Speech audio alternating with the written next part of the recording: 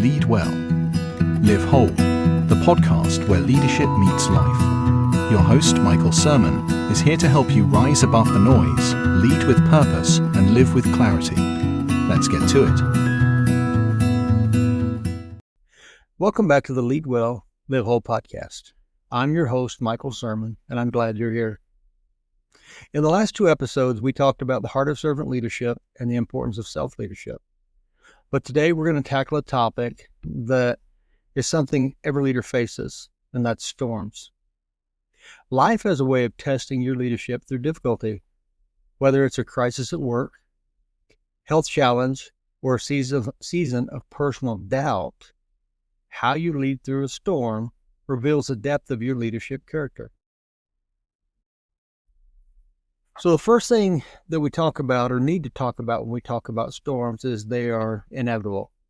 It doesn't matter how good of a leader you are, how bad of a leader you are, how prepared you are, how unprepared you are, storms are going to happen. You're going to face an uncertainty, there's going to be adversity, there's going to be failure, and you will experience losses. I remember as a young man, I was probably in my early 30s, I had ran for the mayor of our community several times, and I'd failed, and I finally won.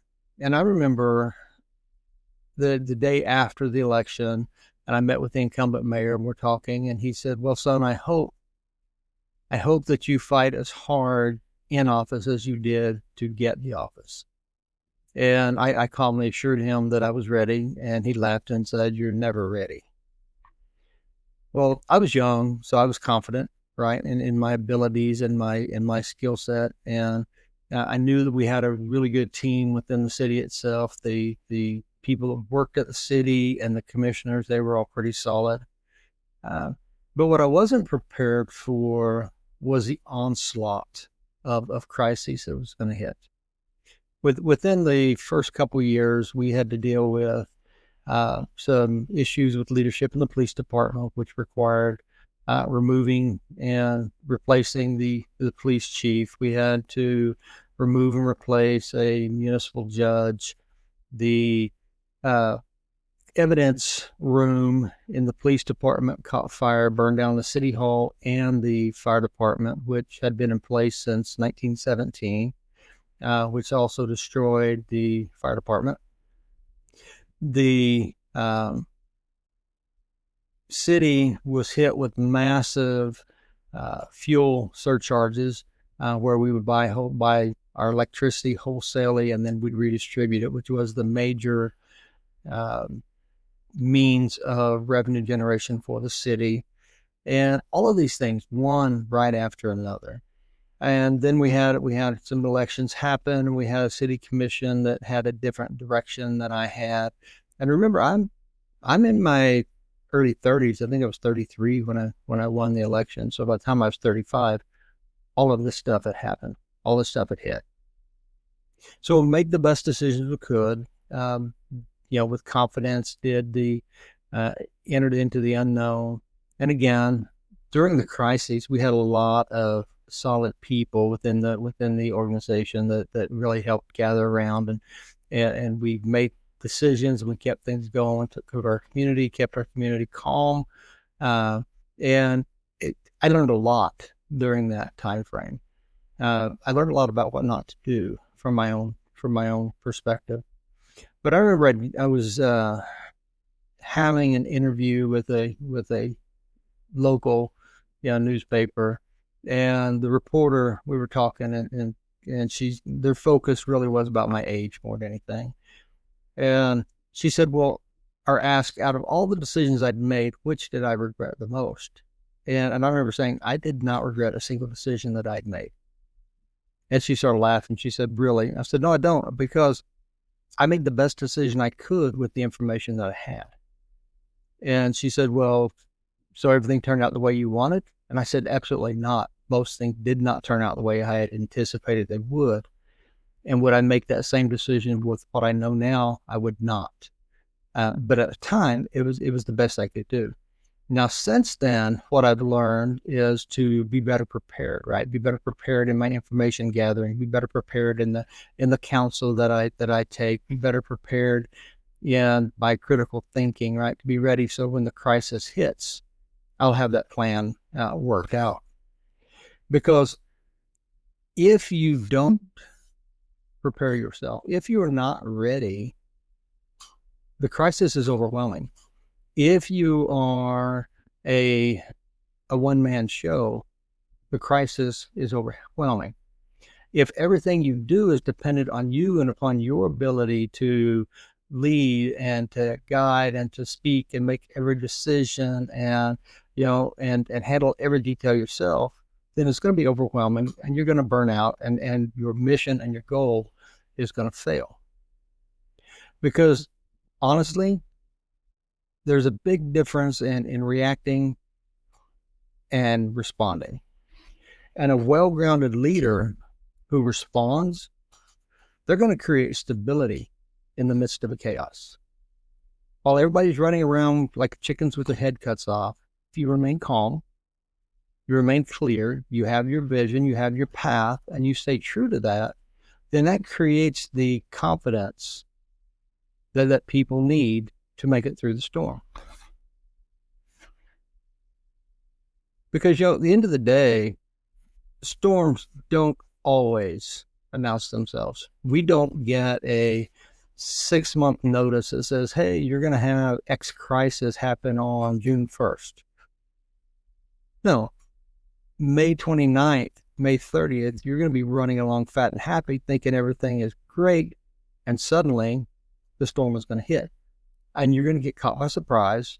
You're going to get caught flat-footed. I remember, as I grew up, always heard repeatedly that, the trials and the challenges and the storms that they build great leaders. But, in my 60 years, what I've come to understand is they don't build the leader. They revealed what the foundation of the leader is.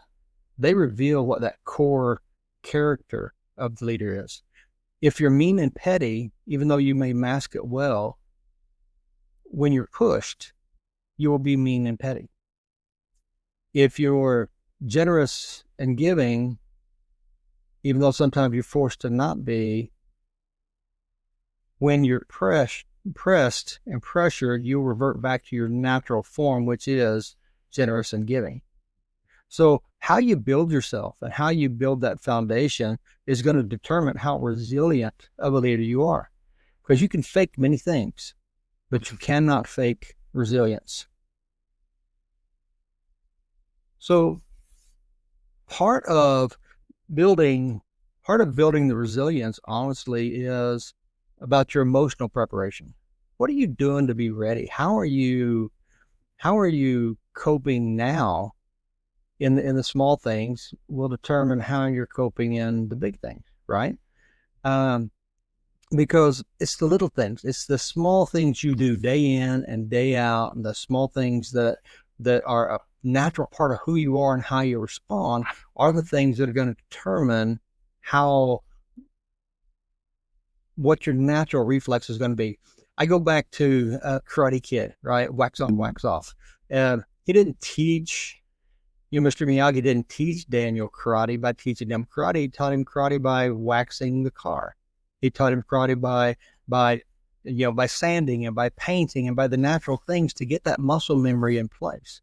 But we have to do the same thing. We have to prepare ourselves emotionally and build that foundation, that character core, so that we respond out of who we are and respond out of the reflex of who we are. So when the big things hit, that's how we're going to respond.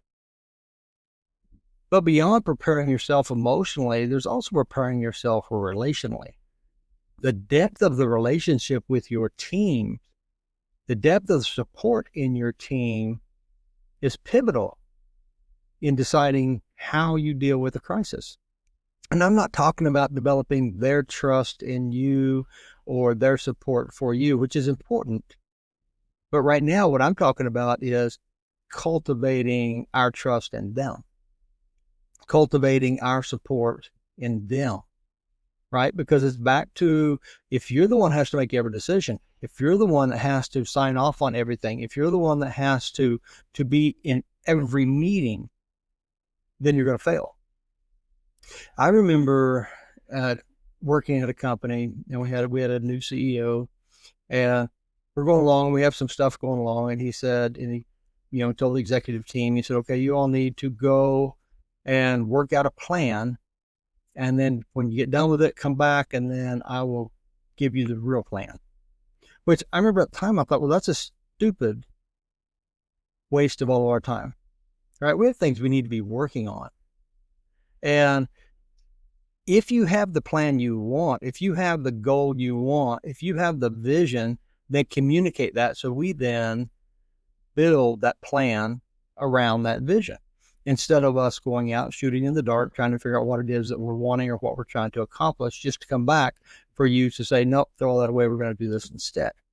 Now, I understand there's times that you would want to see how the team thinks, see how they work out, see who the leadership of that team and the peer leader is, right? There's times you could do something like that, but you don't communicate up front that I don't trust you and you're going to waste your time. And even if later you try to laugh it off and say, well, I was just joking, you weren't joking, right? Last time we talked about how I had to learn not to use sarcasm, how not to use humor to diffuse things. Well, it's the same thing here. If I trust my team, I have to communicate my trust in that team. I have to walk my trust in that team. I have to live my trust in that team, because I want them to have that in me. I want the team to trust that when I make a decision in the middle of a crisis, that decision is a decision that's in the best interest of us all, in the best interest of the mission and of the journey, and not in the best interest of me alone, right? And they have to know that I trust them enough to take care of their part of plan. Because again, if I don't get that, I'm not going to get their discretionary action, right? I'll get the bare minimum it takes for them to get through, and it's going to be a job for them. And I need it to be more than a job for them. You need it to be more than a job for your team. You need to be what you're dealing with to be much bigger than whatever that crisis is, much bigger than whatever that task is, right? Because that's the next thing, the spiritual anchoring, right? How you ground yourself and what you ground yourself in can and will always determine the amount of effort, the amount of energy, the amount of above and beyond that you will go through to get something done, right? Because if you're not grounded in a purpose and a faith bigger than our circumstances, then those circumstances are going to overwhelm you. They're going to overwhelm us. I always go back to, in the Bible, we talk about David and Goliath, and David walking out onto the field of battle. All of the soldiers who were hiding around David, all they were seeing was a giant out on the field. They saw the circumstance of the giant. David walks out on that battlefield, and he didn't see the giant. What he saw was how big his God was. And when he spoke to the circumstance, he spoke to the circumstance from the perspective of how big his purpose was, how big the power source was, who he was grounded in, and how he was grounded in. So whatever your foundation is, whether it's a faith type foundation or whatever it may be, it's got to be bigger and bolder and more audacious and stronger and powerful than you and the circumstances and even the business that you're dealing with. Because when the crap hits, because the crap is going to hit, you're going to go back to your foundation. You're going to go back to your power source. You're going to go back to that thing that sustains you, that keeps you guided and that keeps you aimed in the right direction. When you cast your vision, is your vision to the storm or is your vision beyond the storm? It's got to be beyond the storm, right? The storm is a blip in the midst of the journey of your organization. The storm is just a data point, in the growth cycle of your team.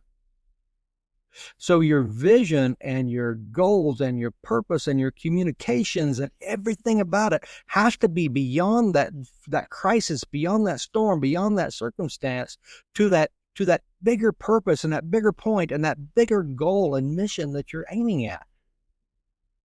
Because when you do, then that will allow you to communicate it with hope. That will allow you to deal with the chaos and the winds and the rain and the storms and the lightning and the thunder and the noise and the bad press and the quality issues and the moral failures and all of that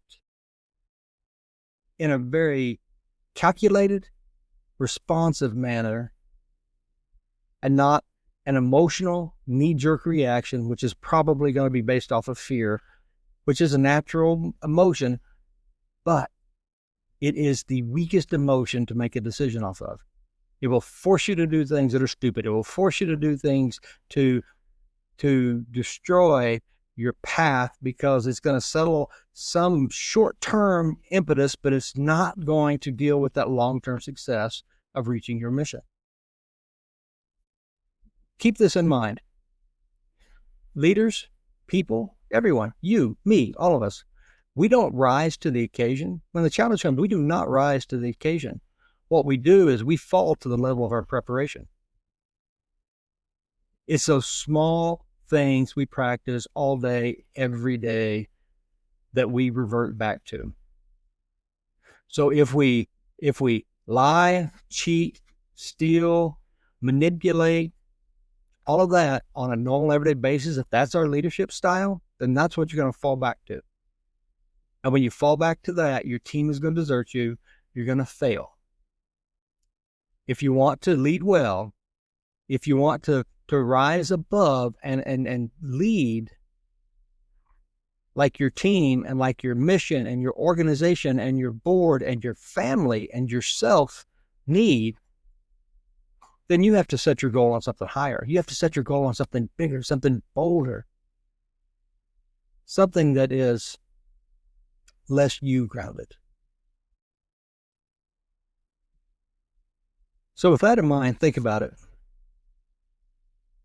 What anchors you when everything around you feels unsteady? And that's really a question only you can answer. Right? I know what anchors me. And I know the accountability I hold myself to. But what anchors you? What do you fall back to? What will you base every decision off of? What will you not violate or sacrifice no matter what? And if all of that really is about you, then you've already failed. But that doesn't mean it's too late to sit back, strip down to bare bones, and get your core and your foundation set in place. Because everybody around you, your team, they're looking to you. Whether they report to you, whether they're your stakeholders in your organization, stakeholders in your community, whether it's the families of the people running the machines in your shop. They're all relying on you. And what they need is steady leadership. They need to be able to trust you. They need to know that when the storm is hitting, that you have it under control. That means you have to be very transparent, but not panicked. You have to share the truth, but also share the plan. Right? And that's hard to do sometimes, especially when we don't feel like we know completely what the plan is. But we do have to speak out and we have to say something. And that's okay, because you can also speak to that. There's ways to address that this is where we are. This is what we know right now. We're still investigating, and we plan to have a plan by X date. It's okay to do that, right? I think I would question you and everybody else would question you and question ourselves if the storm hit 10 minutes ago and we walked out with a fully developed plan, right? Because if we could see it advance that clearly, then shame on us for not having done something to prevent the storm. The next thing really is about being present. That means being calm. That means creating an atmosphere of psychological safety. Being that person that, well, that bedrock that the organization will now look back to. Look back at every major crisis, right? Whether it's a political crisis or a organizational crisis, and look back and see how those leaders, the ones that we say are great leaders and we really admire, how did they handle it? The calm that they approached it with. And whether you knew everything that was going on or not, you had trust that they had it under control. Now later you go back and you've learned some stuff that you probably wish you never learned. But in that moment, you knew that they had it and you knew everything was going to be okay. But when you're communicating, you've got to be hopeful. Your vision, as I said earlier, has to be beyond the storm. It has to be about something that is where we are going to not just end up from the storm, but how this is going to help us be stronger to reach that mission down the road. And it sounds weird, but it's 100% true. When you're running a race, you're not racing to the finish line. You're racing beyond the finish line. When you're swinging a bat at a pitched ball, you're not swinging to the ball, you're swinging through the ball. When you are swinging a golf club, you're swinging through the ball. The ball just happens to be in the way of your swing. But you know what? The storm, the crisis, this circumstance is just in the way of your swing. It's just in the way of where you're going. It's not going to derail you. It's not going to stop you. So you're going to be very clear and you're going to be very calm. And you're going to cast your vision for well beyond the circumstance. Keep in mind that leadership through storms isn't about having all the answers. It's about bringing courage,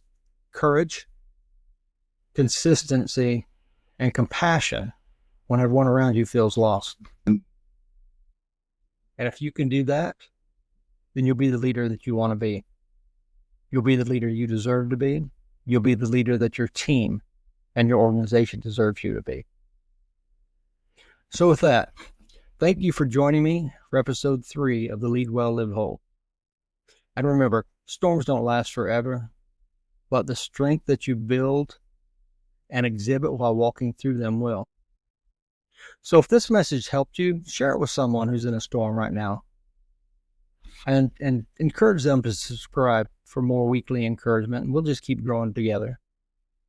In the meantime, I do have 2 books out on Amazon. I have the Eagle Leadership, which was a teaching foundation I did for LinkedIn, and then I also have the Lead Well, Live Whole book that is really the foundational principle of my personal leadership style and what I believe we all are ascribing to or aspiring to. So until next time, lead well, live whole. And remember, you're built to serve and made to thrive. Thank you. Thanks for joining us on Lead Well, Live Whole. If this added value to your journey, share it with a friend and subscribe. Until next time, lead those you serve well and live your life whole.